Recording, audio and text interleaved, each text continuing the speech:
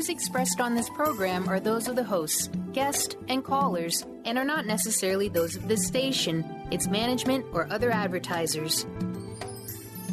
You're listening to Transformation Talk Radio.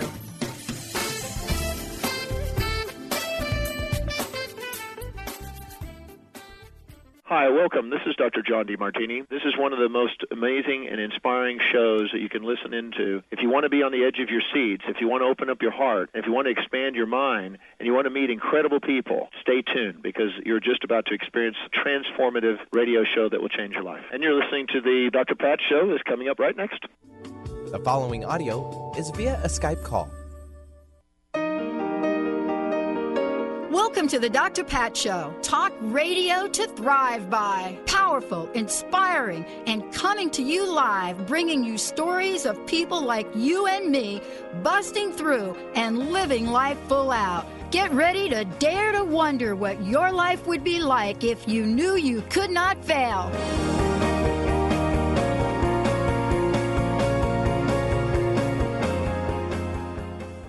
Connecting with all of you. Yay! What a fabulous show we've got planned for you guys today. As you could see, we've got the dogs in the house today. Just ushering this show in. I love it. I love it when our animal friends show up and they're like, I want to be part of this. Yeah, I want to be part of this. Let me be part of this. So today I am so thrilled. Yeah. Are you guys ready? America, nation of goddess. The Venus families and the founding of the United States. Authors Janet Walter and Alan Butler are going to be popping in here. We're going to be talking with them about that.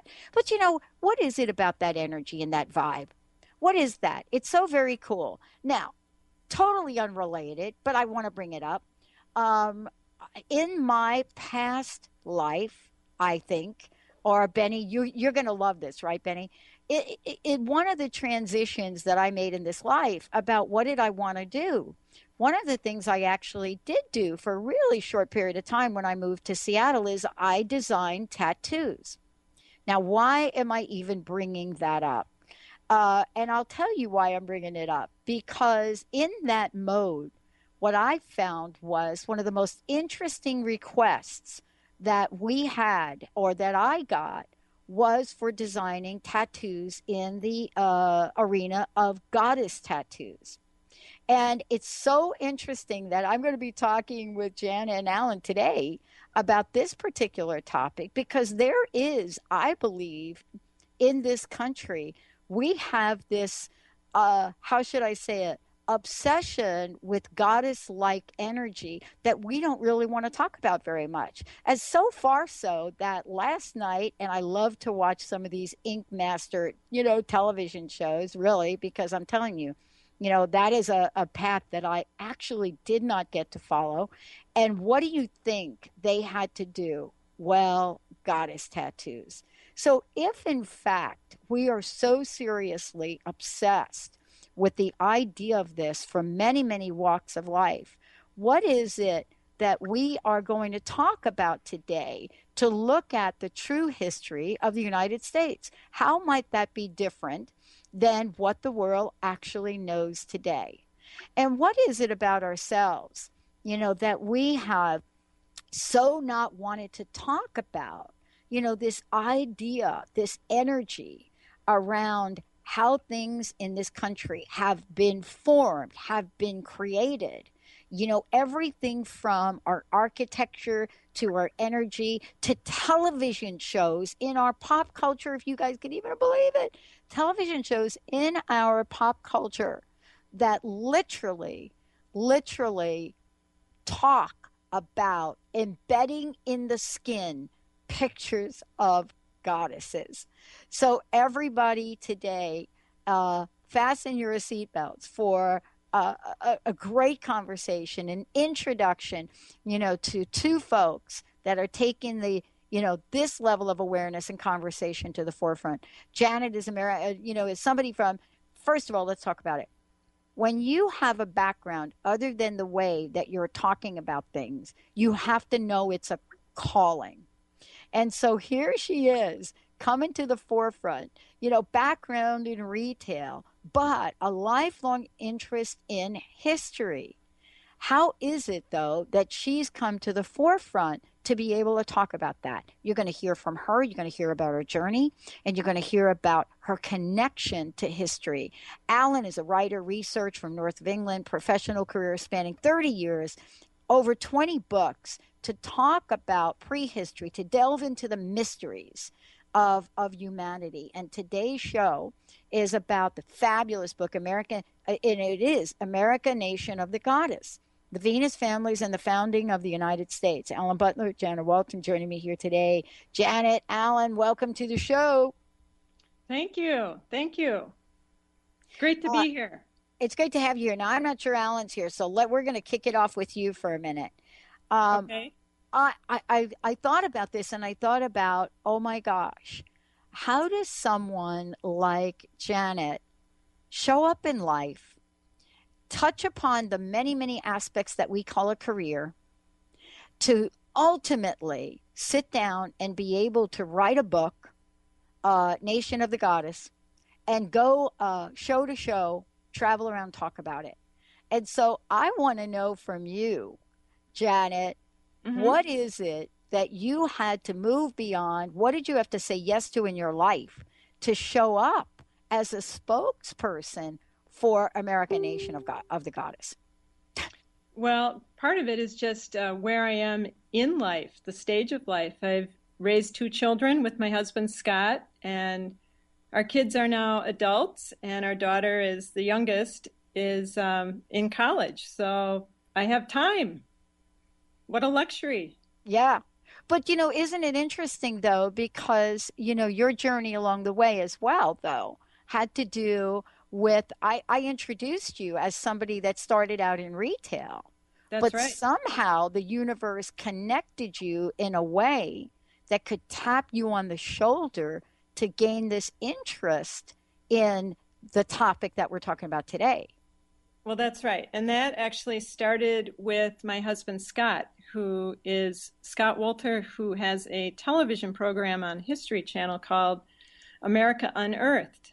And before that even started, the show, about 15 years ago, as a forensic geologist, he was brought an artifact into his lab, and it was called the Kensington Ruin Stone. Have you ever heard of that, Pat?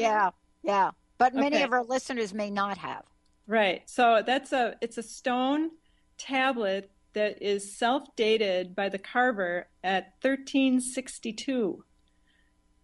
And that was before Columbus by about 150 years. So that was brought to him in his lab to examine, because the people who had found it back in 1898 here in Minnesota, a farmer found it, dug it up, clearing his land.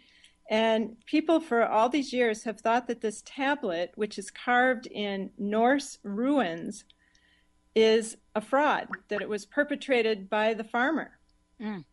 And so Scott was taking a look at it, didn't know anything about it, and found that geologically speaking, it absolutely is authentic. The carvings are very, very old. And he was able to do that using different tests and looking at it microscopically and comparing it to tombstones of a known age. So that's what got Scott and I started on this whole journey of hidden history in America. Well, what I love about this is how sometimes the universe will connect the dots in ways that we can't. And, the whole idea about talking about America, Nation of the Goddess, for some people, that is an introduction into a new paradigm of sorts. And, that's why I'm excited about this, because when we think about the goddess, right, people don't say, oh, yes, America, right? They go to, oh, let's go to Greece. Right. Let's go. Right. So isn't this really a revelation of sorts? It is, and it should be for most people, but it really goes back to what we're talking about in the subtitle, the Venus families, who we believe many of our founding fathers were part of the Venus families, both hereditarily and also just with who the circles they ran in, so to speak. So what we're talking about here is really a group of families that go back for many, many hundreds of generations to an ancient time when the goddess was paramount and in fact equal to the male god. Mother Earth, Father Sun, going way, way back, going back to the Egyptians, going back to the Greeks, the mysteries of Demeter. She was paramount. And then, unfortunately, the Romans came along and, being very patriarchal, tipped everything out of balance again. Yeah. So things had to go underground to keep this faith alive. Yeah. Yeah. And, this is why this is really such an interesting book from many, many different perspectives. And, what is it about the conversation of American nation of goddesses, or nature of the goddess, nation of the goddess, do we as Americans want to shy away from? Let's take a short break. When we come back, we'll be talking with Janet. We'll be talking with Alan and all of you. We've got copies of the book to give away. Stay tuned, everybody. We'll be right back. Tell me how I'm supposed to breathe with no air.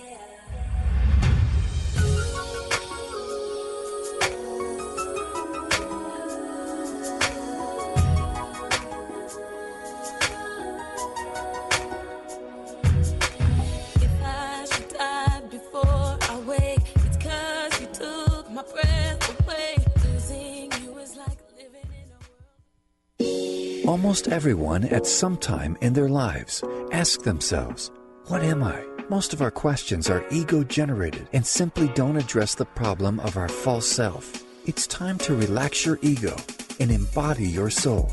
Dr. Dan Cohen, neurologist, inventor, and author, has created tools to awaken, a new way to transform from who you thought you were into what you truly are. Visit toolstoawaken.com today.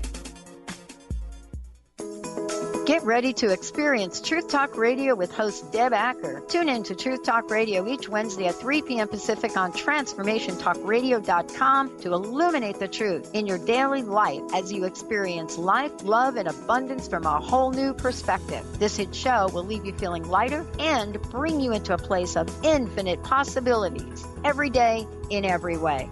Visit TruthTalkRadioshow.com for upcoming transformative topics and guests. Awaken to your radiant, authentic self. For over 15 years, soul purpose advocate Nancy Monson has been focused on leading change in the lives of those looking to live their true purpose. She is devoted to supporting people in living a soul-directed life every day. Let Nancy help you overcome fear, worry, and doubt. Visit everydayspirituality.com to learn how Nancy can be your soul purpose advocate. Holistic Medical Center is where you find it all. A healthy space with doctors who care, see, and listen to the whole you. Hi, this is Dr. Darvish. If you have not found an answer to your chronic symptoms, you will find answers here at Holistic Medical Center. Our doctors find the root cause of your symptoms and guide your body towards healing naturally. We transform lives from within. Visit drdarvish.com or call 425-451-0404. Naturopathic doctor, founder of the Martha's Vineyard Holistic Retreat, and author of the New York Times bestseller 21 Pounds in 21 Days, Dr. Ronnie DeLuce has helped tens of thousands of people, including celebrities and athletes, with her message of lifestyle change. Now Dr. Ronnie DeLuce wants to help you. You too can be saved. Email Dr. Ronnie DeLuce at info@ronniedeluceonradio.com and visit mvholisticretreat.com. Dr. Ronnie DeLuce, your partner in wellness. Chris Stanis is a spiritual leader and healer and teaches a course on how you can transform your life through a meditation and healing system that will manifest your spirit's dreams. She manifested the Women of Wisdom Conference, the Women of Wisdom book, and this radio show. And she can show you how to change your life too. Are you ready? Visit the website and contact her at voicesofwomentoday.com. That's voicesofwomentoday.com.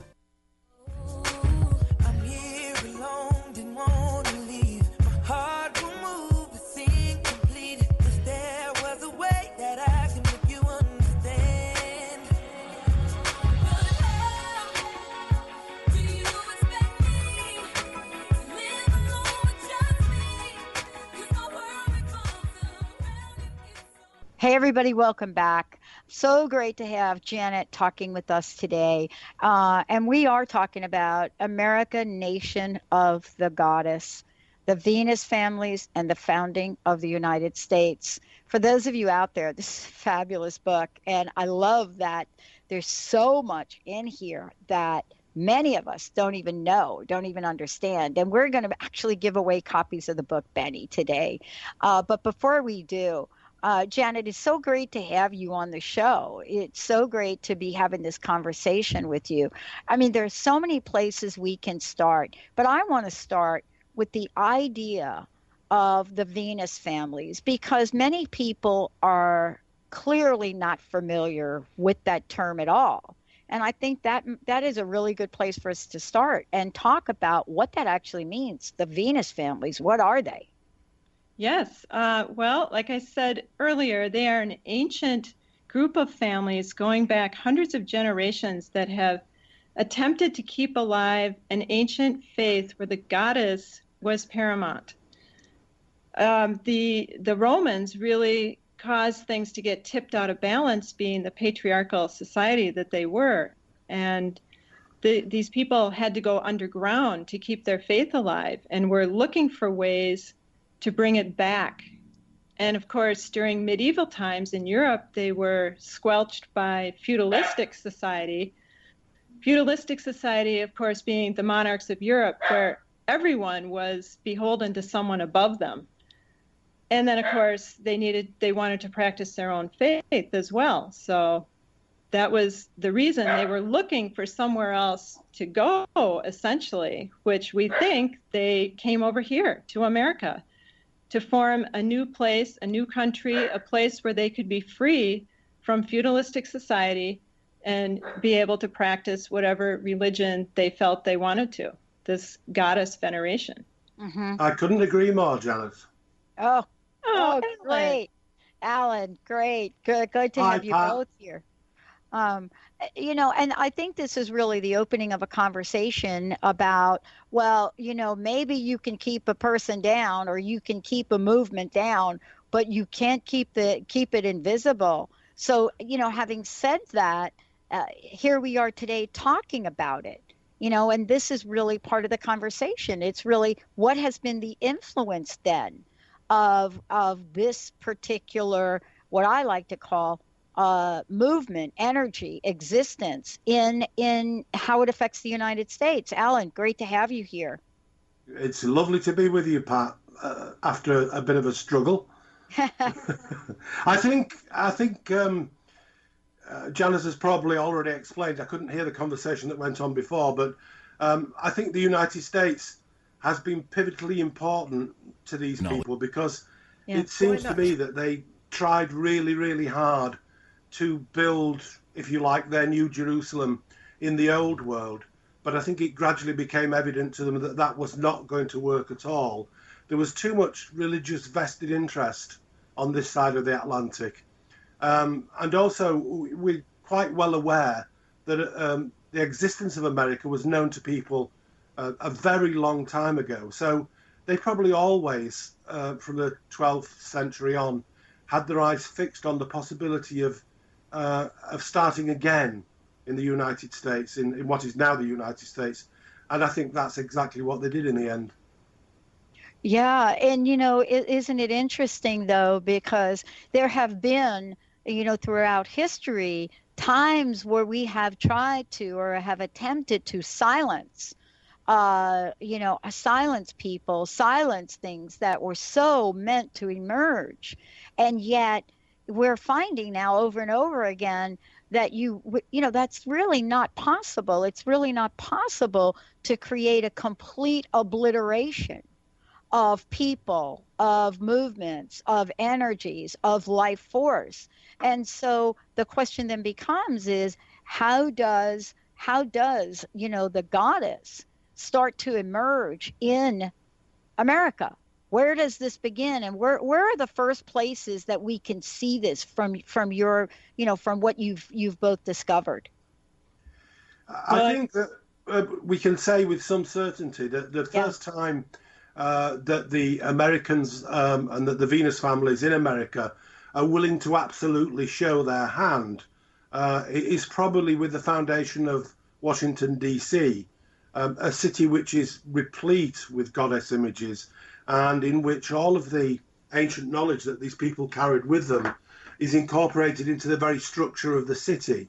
But of course, it's to be seen everywhere. It was a multifaceted effort on their behalf. But even when they got to America, I think, while ever Britain was still in charge, while ever England was still in charge, they had to keep a fairly low profile. But if we take the research of Janet's husband, Scott, a lot of the structures he's finding from very early on, some of the structures in New England, for example, have this strong feminine overtone.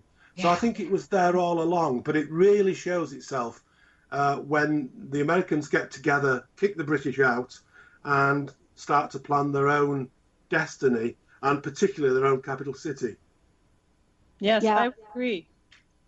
I would agree. Well, Janet, let me ask you this then, too, because we know in our history here what happens when the goddesses appear and how threatening that energy has become. I mean, not that we haven't seen this all over the world, but in particular, we point to Salem, for example. You know, we point to places where the attempt to really squash the emergence here was made over and over and over again. Yet here we are talking about it, right? That's right. That's right. You know, and I think a lot of it comes from the fact that women are the life givers. It's where life comes from the female. Mother Earth gives birth in the spring to all the new vegetation. And frankly, there are some cultures where the male needs to be the dominant sex. And as women have the power to give life, that was threatening, I think, in some cultures. I think it's also true to say, Pat, that the manifestation of the goddess as being integral to the running of the New Jerusalem, if you want to call it that, really starts to show itself with the first American Constitution. In order to get rid of things like Salem and all the difficulties that came from the Puritans and the other people who first came to America in the 15th, 16th century, you first of all have to abandon what has been up till that point in time Orthodox religion. And that is precisely what the American Constitution does, because it says in letters 10 miles high, you can believe what you want, but you can't run this nation. Yeah. And, this is really so absolutely exciting because, as we go through the book, and for those of you just tuning in here, both Alan Butler, Janet Walter joining me here today, America, Nation of the Goddess. We're going to be giving copies of the book away. We're going to take a short break. When we come back, both Alan and Janet are going to take us on a journey. What are some of these structures? What can we point to that are so absolutely prominent here in America? And what are these structures? And what happens with us when we look at them? What do we sense? What do we feel? And by the way, what have each of them discovered in the founding of the United States? Let's take a short break, everyone. When we come back, we're going to give away 3 copies of the book. Stay tuned, everybody. We'll be right back.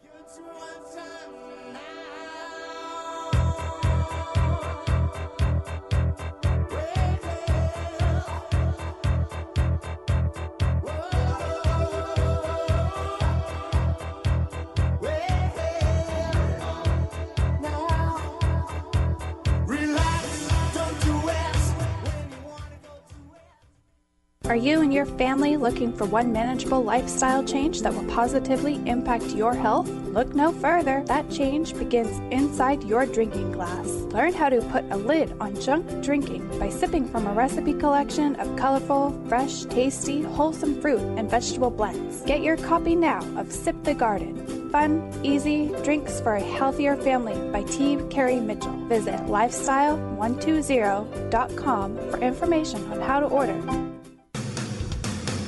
Transformation Talk Radio is dedicated to the education and awareness of Lyme disease. Okay, everybody, welcome back to Lyme Talk Radio. I'm Dr. Pat, joined here by Dr. Nusheen Darvish. Dr. Pat Basili and Dr. Nusheen Darvish will be bringing the most innovative, groundbreaking information, research, treatment innovations, and stories from those it affects every day. I'm so excited to be talking about this. We have so much to share. Dr. Darvish and I are planning to do is connect the dots. People suffering with all sorts of chronic diseases, it's time. It is time for them to transform. Tune into Lyme Talk Radio and help keep our mission strong. For the loyal listeners out there that have been listening to this incredible show on Lyme disease, we are not going to let you down. We're going to come through stronger and enrich the platform for Lyme disease awareness through Lyme Talk Radio. The message will continue, the conversations will become stronger, and the healing epic. What if your body and mind were the compasses to the secrets, mysteries, and magic of life? Glenna Rice, co-host of The Questionable Parent, is inviting you to access all that is possible. Glenna is a 10-year certified veteran access consciousness facilitator who offers an amazing variety of life-changing classes and workshops. Work with Glenna from anywhere, with teleclasses and workshops all over the globe. To learn more and see Glenna's current schedule of events, classes, and workshops, visit glennarice.com. Join the Pacific Northwest EFT Tappers at the 6th Annual Tappers Gathering March 19th at Bastyr University in Seattle. You will learn EFT applications, forge a strong community, and share healing stories. The event raises money and awareness for EFT tapping scientific research. Net proceeds go to our 501c3 nonprofit to further prove the efficacy of EFT. Bring your cards and information for a fun and inspiring day of networking. Visit nwtappersgathering.com or call 360-661-6877.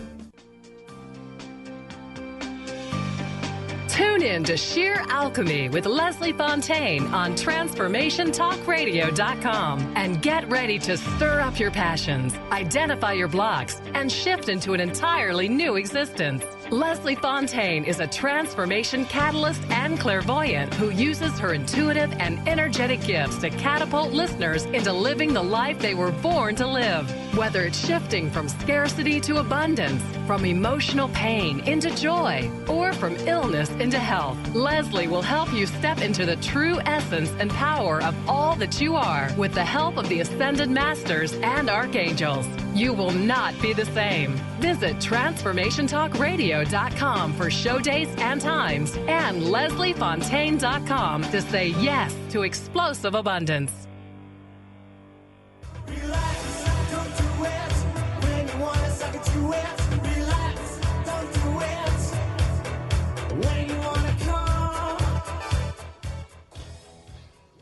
Hey, everybody, welcome back. You know, I'm so thrilled to be talking with Janet and Alan here today. But before we kind of jump into stuff, we have 3 copies of the book that we want to give away.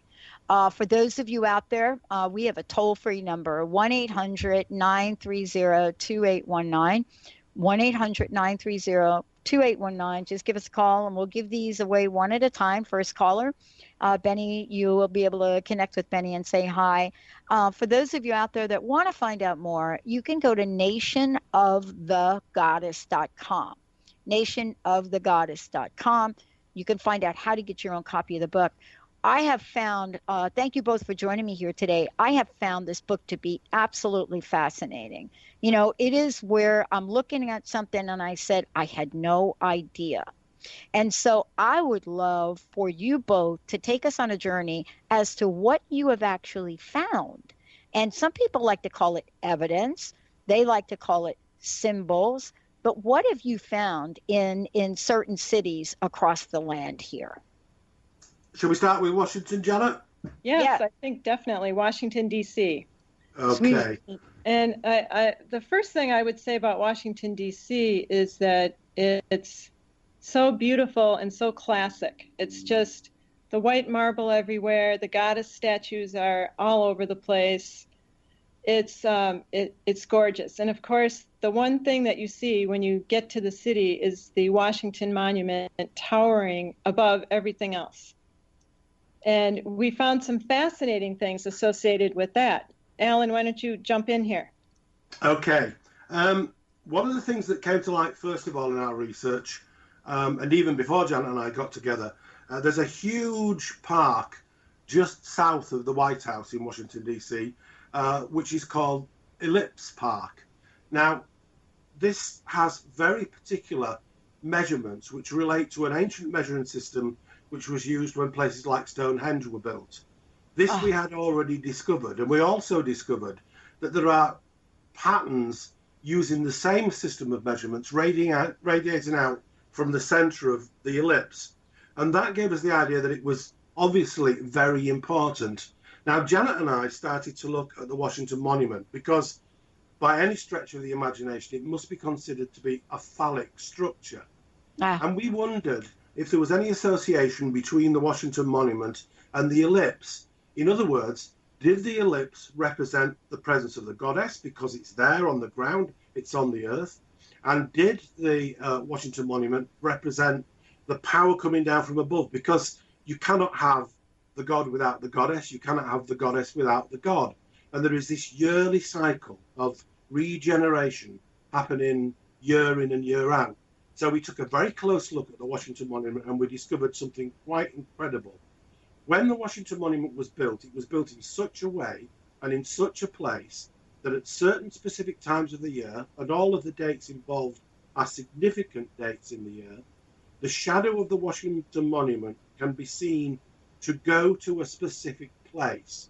Now, there are many of these, and you'll find these on our website and also in the book. But one that is particularly important with regard to this present conversation takes place in December, on December the 21st. That is the one day in the year when the tip of the shadow of the Washington Monument breaks into the outer ring of the ellipse. It doesn't happen on any other time. And I wasn't there, unfortunately, to see it, but Janet and Scott, they were there, they saw it, they photographed it. And we take this to represent the fact that symbolically, this is the conjoining, the union of the god and goddess, which allows this yearly celebration to happen. Janet? Yes, and it's the day of the year that it happens, Pat, December 21st, the winter solstice, the shortest, darkest day of the year. And what happens after that? The sun starts coming back again, right? Right. So again, you have this regeneration of life, this resurrection of the sun.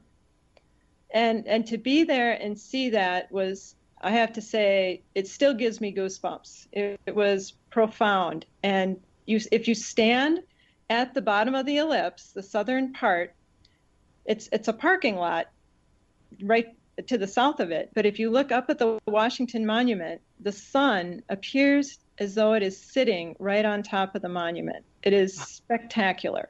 We have the most beautiful picture in our book, which Janet and Scott took on that particular day of the sun sitting fair and square on the top of the point of the Washington Monument. Oh, yeah. It is absolutely off the charts. I mean, that's what I'm saying about the book. And for those of you out there, the first copy of the book is gone, and I'm ready to give another one away, Benny.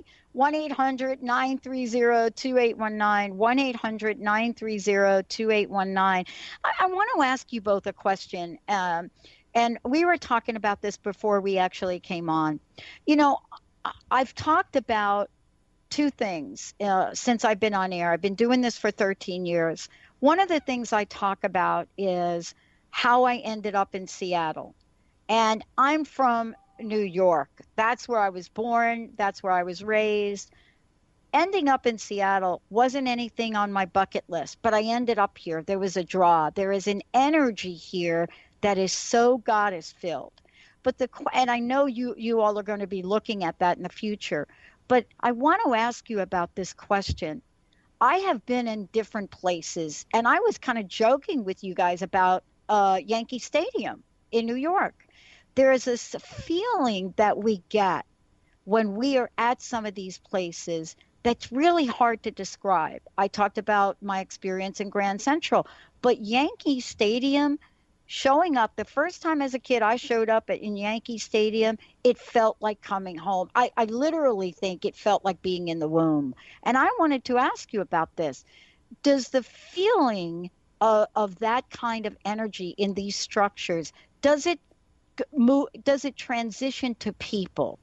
Do we pick up on this? I don't think personally that there's any doubt about it whatsoever. No more than I think there's anything unusual about the fact that you found yourself drawn to Seattle. We don't. Janet and I look hard to find our evidence, but sometimes we don't have to look hard at all. And Janet will bear this out. Sometimes it just comes and hits us on the head. It does. After a while, you start getting a feel, as you said, and knowing what to look for. And it's hard to explain, but we have a feel now for what the Venus families were doing and how they hid things in plain sight. And we do find their clues, if you will, around the country. And you're right about baseball is definitely related to this. The diamond, as we all know, that's what we call baseball fields or diamonds, is definitely a goddess shape. It represents Mother Earth. And there's a lot of Freemasonic symbolism within baseball. The square and compass emblem of Freemasonry is part of what you see when you look at a baseball diamond. Yeah. With the baselines and such. And there's many numerical associations with that as well, such as 3 strikes, 3 outs, 3 times 3 is 9. Those are all important numbers within Freemasonry. Yeah. We also talk a great deal to each other in our book about thinking of situations and places like the skins of an onion. You see the Yankee Stadium and you think, oh, this is a baseball stadium, which of course it is.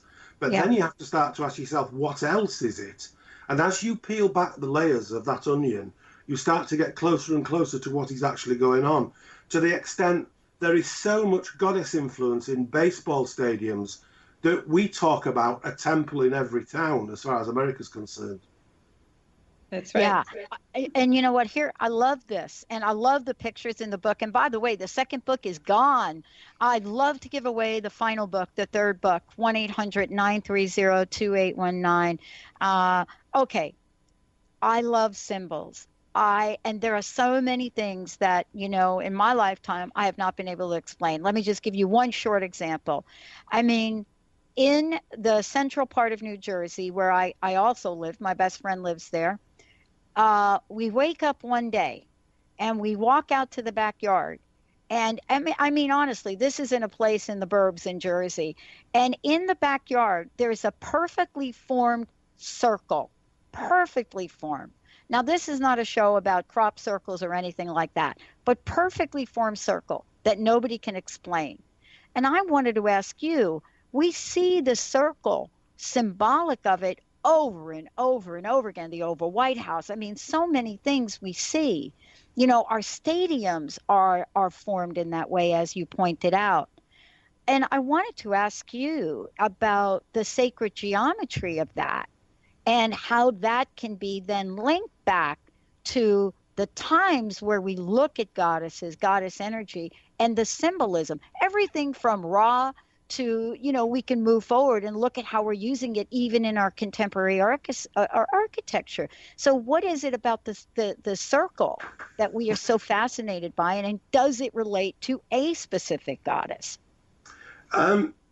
We call the goddess of 1,000 names. Yes. Because she appears so frequently throughout ancient and more modern history. Mm-hmm. And wherever you find the goddess, you find the circle.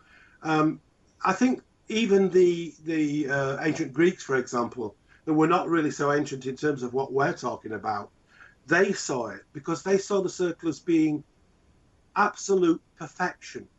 And of course, unless you get this alliance between the god and the goddess, unless you get this continued cycle, and the word cycle, you see, indicates circle, unless you get that, then you don't have equivocality, if you like. You don't have things working the way they should work. And I think we are automatically drawn to circles. I think it's written into us that we just don't know why, but it's there. And always the goddess is associated. Yes. I mean, here we are, and we're looking at every day occurrences, shall we call it, of places that we bump into and we don't quite know how to understand it. I want to ask you both, each of you, this question separately. I would love to know what your most OMG experience was, meaning your look what we just discovered experience. I'd love to hear from each of you. Janet, what's yours? I would have to say when Scott and I went out to Washington, D.C. to verify that what we thought was happening with the shadow play of the monument was actually happening. Because as you know, if you're proposing something, you have to go out in the field and test it. So Alan had been using software to determine where the shadow would fall along the National Mall at these different sites. But we wanted to go out and test it. And as I explained, first of all, on that first day when we were on the ground and we could see the sun sitting on top of the monument, that was spectacular. But then the next day, we went up in the monument and looked out from the windows up there toward the ellipse and waited for the shadow to come out. And it was a cloudy day, and we knew what time. It had to come out right around 11 o'clock in the morning. And we waited and waited, and the sun was just not coming out. And Scott walked away from the window. He had given up, and I stayed a few more minutes. And I stood there and I said, come on, just give me a glimpse. Let me just see that shadow for a minute. And boom, it came out. And it was like this ghostly apparition that just extended from the base of the monument right up to the ellipse. And it was spectacular. Yeah. Incredible the way you've captured that. I mean, it really is just incredible. Yeah, there were many wow moments, but that was one of them for me. I think one of my greatest OMG moments really came as a result of Janet's persistence. Janet has a knowing knack of hitting on things without necessarily knowing in the first place why she thinks they're important, but she just feels that they are. It's the same sort of feeling that you were talking about a minute ago, Pat. Yeah. And one of Janet's feelings related to probably what is one of the smallest and the most insignificant buildings in Washington, D.C. It's called the Summer House, and it's in the grounds of the Capitol.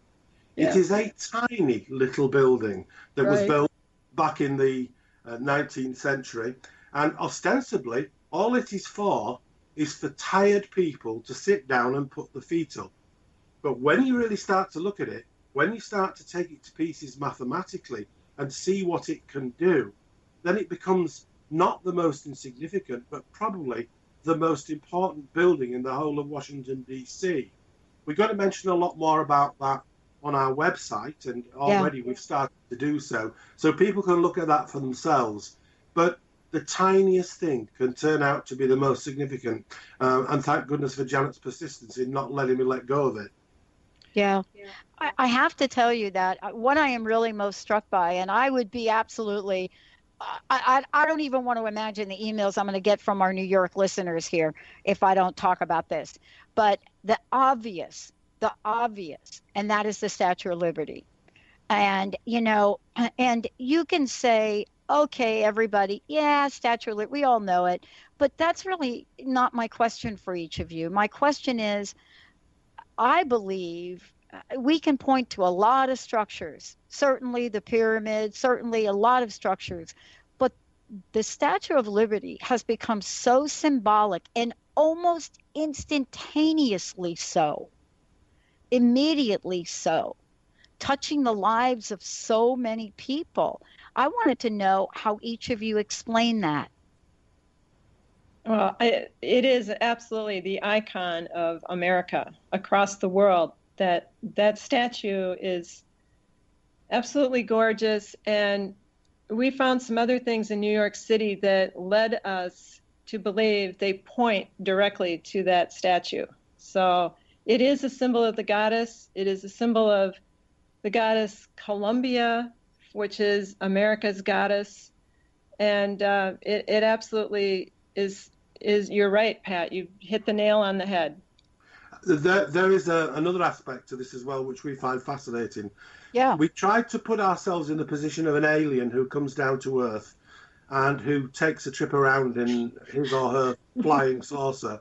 Yeah. And comes across the Statue of Liberty, and they look at this, what are they going to think to themselves?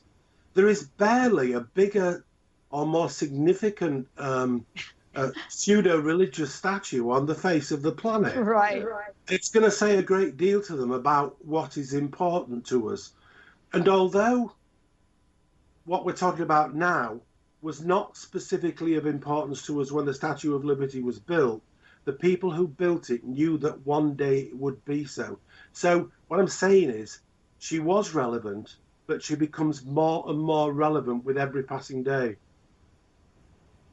Yes. Can I talk about that for a minute? Because out of the many, many structures that I have been drawn to over my life, statues, just beautiful figures carved out of granite, that is the one for me that I think about. And I think about the Venus energy. And I know you're referring to in the book, the Venus families.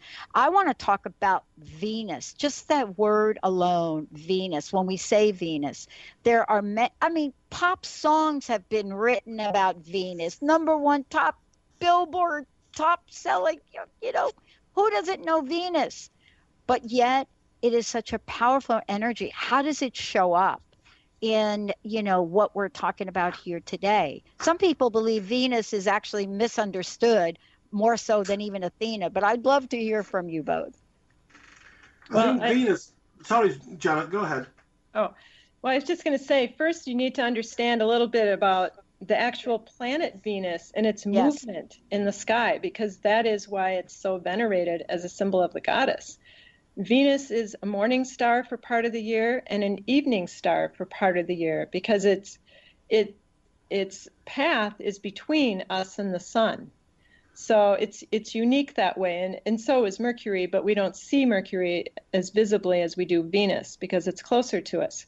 But Venus has always been known by the ancient cultures as the consort of the sun, because when she's a morning star, she rises a couple of hours before the sun, is very prominent. And when she's an evening star, she always follows the sun a couple of hours after it sets. And it's an amazing relationship. And she also, in her 8-year cycle, makes a perfect pentagram in the sky if you were to track it, which is why the pentagram is a symbol of the goddess. But of course, it was demonized by the Roman Church. Right. So let's talk about, we have a few minutes left, and go ahead, Alan, I'm sorry. I was just about to mention, when we're talking about Venus as a planet, another thing we have to remember is that our truly ancient ancestors had their own integrated measuring system, which was used in the building, for example, of Washington D.C, because it's never been forgotten. And the whole basis of that measuring system relies upon observations of the planet Venus. So she's important from a mathematical point of view, but perhaps even more important from a spiritual point of view, because of what she represents in the minds of people. Yeah. And are we surprised, or do you find people surprised? Let me ask this question. Do you find folks, but my gosh, this hour has flown by. Do you find folks surprised about how you are and what you are presenting in the book? What has been the response to American Nation of the Goddess? What has been the response? I would say it has been some surprise, but at the same time, people realize it was always right there in front of them. They just didn't see it that way. These different things that we're talking about. Janet will confirm also, because she's in America all the time. Yeah. That she's meeting with more and more people now, people who are associated with fraternities like Freemasonry, both male and female, who start to understand more about what they're doing because of the work that we've been doing. And certainly at this side of the Atlantic, there's been a tremendous amount of surprise. Yeah. Well, I have to say, it's got to be exciting for each of you each day. I want to ask this question. Where do we go from here? What are you planning to reveal to us moving forward? One of the things that we really want to look at very closely in Washington, D.C.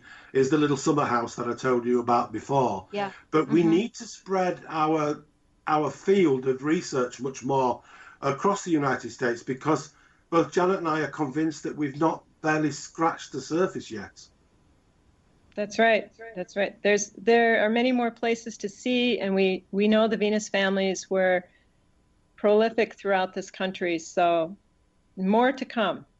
Oh, I love it. Wow. Thank you both for joining me here today. And please, what would you like to leave us with? What's your personal message? And thank you so much. Keep looking. Keep your eyes wide open. Yes, and I would say as an American, I have a much greater appreciation for what our founding fathers were trying to preserve and the benefits they gave us as citizens, such as our right to vote. So get out there and vote this year. Awesome. Thank you both for joining us here today. Benny, thank you for pushing all the right buttons. And for those of you that had tuned in a bit late, this show will rebroadcast tonight. America, Nation of the Goddess, the Venus families, and the founding of the United States. Not only is there lots of so very interesting and enlightening information in here, the pictures are amazing, the symbolism just beautiful, and it will seriously get you to think about things differently the next time you see a picture of the Statue of Liberty. Thank you all for tuning us in, turning us on. Another hour of Dr. Pat Show coming up, a very special broadcast about Lyme disease from Lyme Talk Radio. We'll see you next time.